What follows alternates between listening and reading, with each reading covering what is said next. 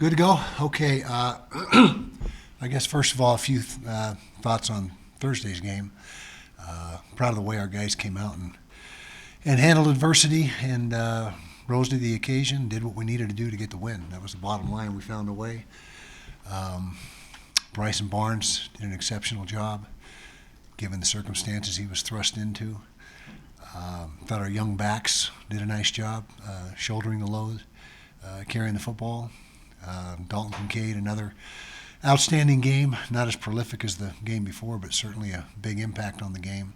And probably the biggest positive was the way our defense responded and really did a good job keeping us in the game. It was the flip side of the game before, where the offense kept us in the game by keeping pace with the scoring. The defense kept us in the game this past week by getting stops. And so it was good to get out of Pullman with a win. Those wins there have not come easy. In fact, I think it's only the second win since we joined the Pac-12. We only played there 4 times now, or thereabouts, 4 times. So that was that. Moving ahead, Arizona coming to town.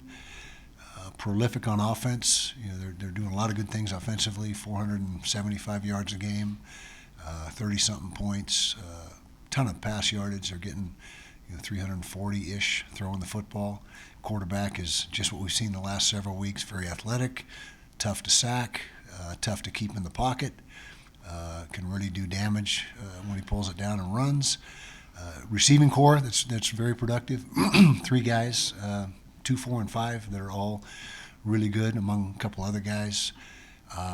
Running backs have been productive as well, although they're not as committed to the run as they are to the throw, but they're still getting enough rushing yardage to keep you honest. And primarily an 11 personnel team, 1 tight, 3 wides with their personnel.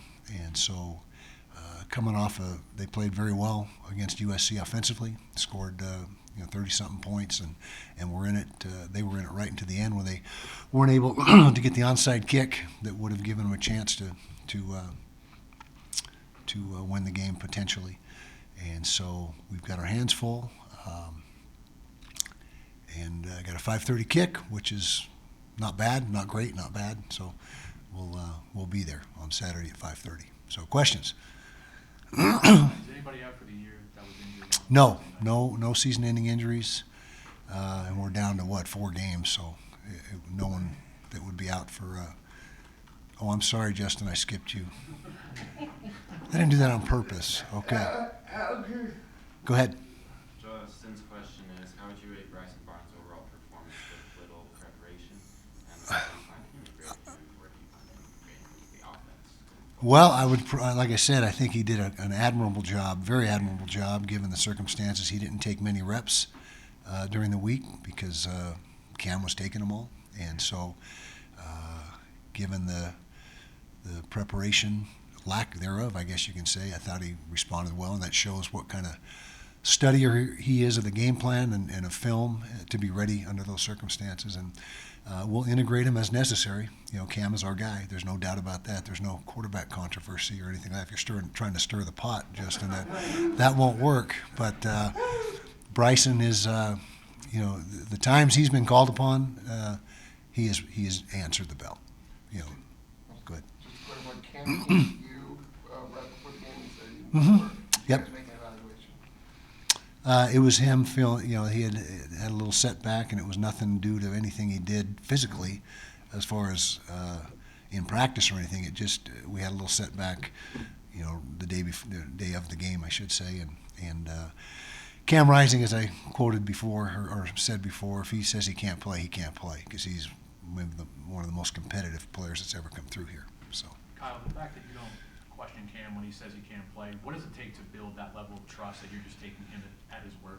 just spending 3+ years with him now on a daily basis, knowing him, who he is, his character, his personality, his competitiveness, his makeup, the whole thing. I mean, there's not a guy on the team that wants to win worse than him, and would just disdain sitting out. He doesn't want to sit out. He wants to play.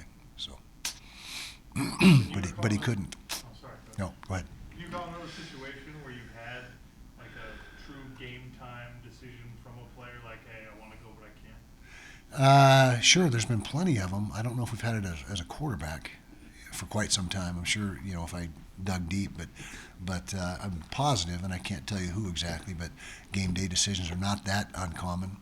And I can't tell you who the last one was, but there has been several times over the whatever I've been here, 20 years or whatever. So yeah, not unheard of.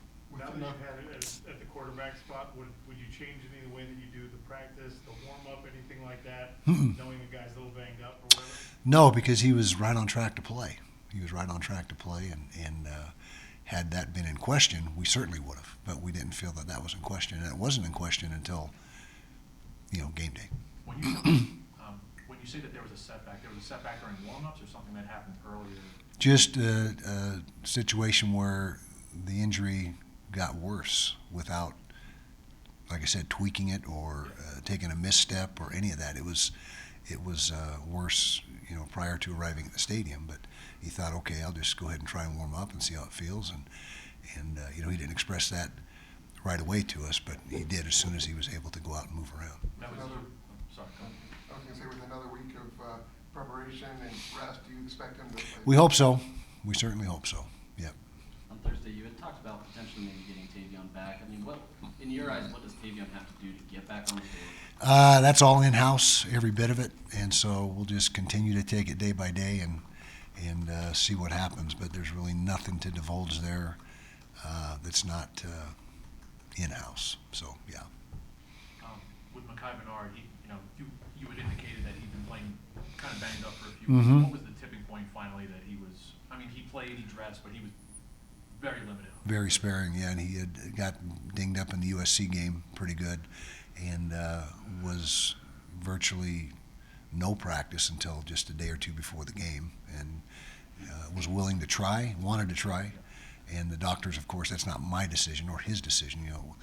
First you have to get cleared by the medical staff, and once that happens, then you decide, and he wanted to give it a shot and just wasn't effective. When it comes to targeting, what do you think about the letter of the law being applied to it? Yeah, I disagree with it. I think the NFL has it right. And, if you watch tape, which I'm sure some of you might, there's probably 100 targetings throughout the course of a game when guys are taking on blocks and blocking people. It's helmet to helmet all over the board. And so it's kind of puzzling how they choose to ignore all the other ones and yet focus on ones where the guys carry the football. When it's all the same, 50 to 100 other times, It depending on the almost game. seems like if it's a vicious hit, they call it, Right. And so, like with Hubert. exactly, yeah. And so it's frustrating. And like I said, I think the NFL does the best job with it.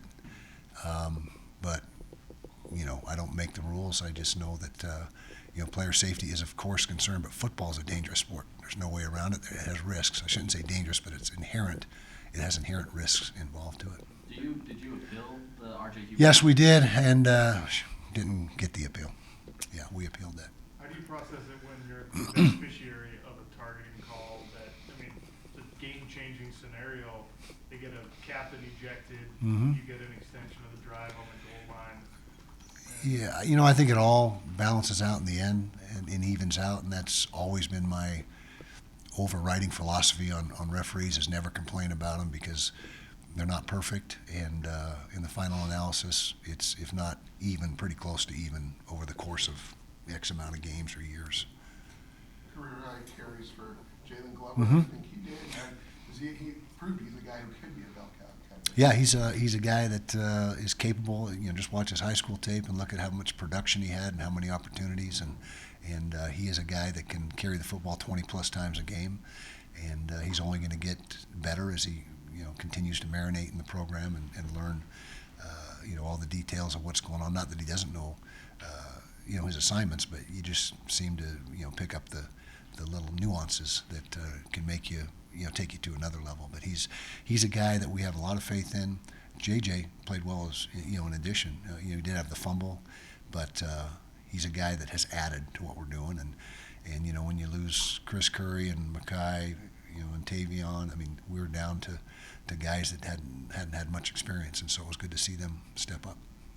being Dalton is limited, who steps up this week for you in the tight end spot?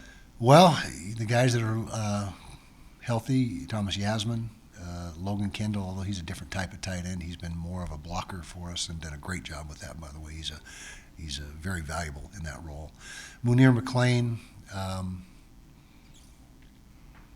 Tani Alapututau, and that's pretty much the end of the line right there. But You did well against Jaden Delora when he was at Washington State. How has he changed now with this Arizona offense? more similarities than differences. It's still a wide open offense, very similar to what we've seen the last 2 weeks. Not as much RPO, not as heavy in the RPOs as SC and Washington State are, but same spread attack. He's in gun every snap, and he's very athletic and tough to sack, just like the last two guys. If Dalton is limited, obviously you would not have a pass catching option like Dalton behind him. Do things have to change drastically in terms of maybe what Cam does or even what Andy opts to call without him? Well, yeah, you tweak the game plan. I wouldn't say drastically, but there's, the wide receivers become more prevalent in what you're doing, and again, Thomas and the guys that are still available need to step up and pick up some of the slack. But it's still early. It's only Monday, and so we'll see how things develop during the course of the week. But yeah, you got to have I don't want to call it a plan B, but a modification of what you're doing. You've had, like many programs, talented quarterbacks come in and they don't get on the field and then they leave, and then you bring in a kid from who knows where who's a walk-on and you put him in the Rose Bowl and he starts this game, a huge game on the road. And it's sort of funny how that plays out at the quarterback position. Has that caused any reflection upon how you recruit quarterbacks? No, not really, because I don't know if things are ever going to change. I mean, that's the nature of it. If you're a 2 and you see yourself being a 2 for X amount of time, typically they go somewhere else. I mean, that's just how it's. Well, but the walk-on might be happy being a 2. Right. And then he's in your program, and then you can use it. Right. Yeah, that's true. And so it's all about, if the kid is patient, if he's willing to wait his turn, what other options are out there for him. I mean, there's a lot of things in the mix, but the bottom line is if a guy's sitting, thinks he should be playing, and the guy ahead of him is maybe not going to leave, then they typically want to test the waters. What does it say about Jaquindon that he's gone so seamlessly to the running back position, embraced it, and done well? It says what kind of teammate he is and the unselfish nature of his personality.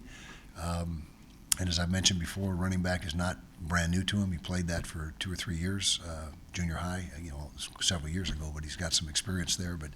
But he is really, without him, we'd be in real dire straits, if we didn't have him functioning like he is. How much does a four-man rush help open up your defensive playbook? It seemed like it was kind of the first time last month you've been able to. Cam Ward handled it well, but it was Right. effective. Yeah, it gives the defense coordinator a lot more flexibility, a lot less risk-taking. Although there's still a place for pressure. You can't just say, okay, we're going to get it done with 4 every snap. But the rush was, what did we have, 4 sacks, I think, in this past game. And so that is a big benefit for a coordinator and being able to do some creative things with his coverages and still not hang yourselves out to dry, and impose too much risk upon yourself. And that's a good thing. You don't always have to sack him. Just speed things up, knock him off his spot. Do things to disrupt him, and that's what we did with our front 4 last week. Kyle, what do you think of Arizona's run game? What do you think? Solid.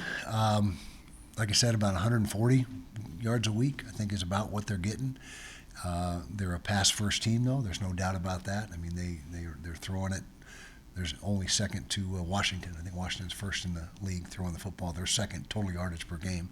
And so that's what they're committed to. They got a really good core of receivers, like I said, but they run it just enough to keep you honest and not become completely one-dimensional.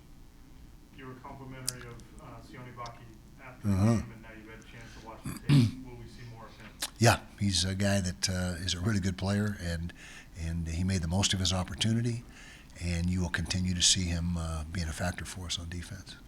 How ready would Nate Johnson have been if his number was called? More ready than you or me, but not he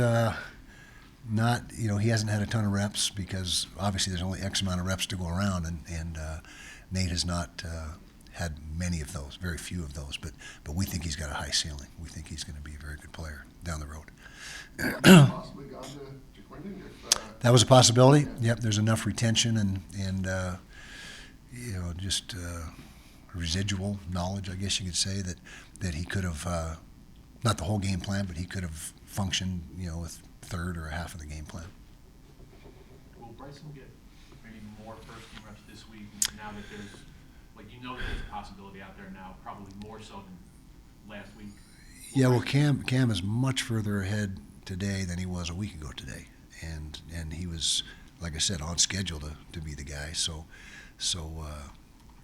have a better answer for you, although you won't get the answer tomorrow or Wednesday, you know. And so you know, as soon as someone gives me a good reason to tip your hand on who's in, who's out, who's playing, who's not playing, I'll start announcing that. But so far, no one's been able to give me a good reason. I'll So, just ask, I know it's fine. okay, yeah, keep asking. I'm very patient. Just ask my wife. There was a lot of hubbub on Fox for you not letting them know. I mean, does that, What is hubbub? First of all, tell me what they were saying, because I kind of heard a similar comment, but I mean, I think they were just frustrated that I think they felt like Cam was going to be the starter. so did I, and not as frustrated as I was. So, And so I think they were just frustrated that way. So I don't know like what you feel is an obligation that way. well, we weren't keeping any secret. It's not like when we met with them, we were thinking any differently than they were. And I guess I could have ran out there 45 minutes before the game and started spreading the word to them, but they weren't even on site. They did it remotely, so I'm not sure what they expected. There was no trying to pull the wool over their eyes or make them look unprepared. There was nothing of that nature. It was a complete surprise, and to all of us. And so I don't know how we could have possibly proceeded any differently than we did. The real frustration was they ran Final a question. graphics package with Cam Rising while Bryson Barnes was running out there. That's what. The old graphics package. Okay, I didn't realize they were going to play that card. Yeah, So. when we talked about the short week after the bye week, you Mhm. said that was an ideal situation Mhm. because you get extra prep. Team pretty banged up, extra prep on the back end. Now does that reinforce that idea? That, 100%, Yeah. 100%, and those, what is it, 2 extra days are going to be very valuable especially for a couple key guys. Good to go. Thank you guys. Appreciate you.